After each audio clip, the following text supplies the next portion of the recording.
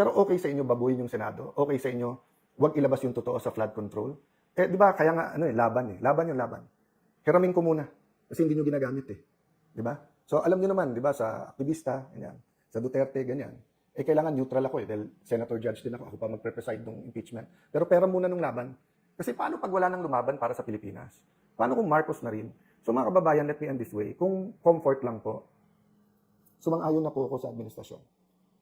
My life will be totally much easier, but I couldn't live with myself. Why? Life without a purpose is not living. Diba? You all have to consult your maker. Is this the kind of world that the Philippine Constitution wants? Is this the kind of world that the Bible tells us, the kind of Philippines we want? Diba?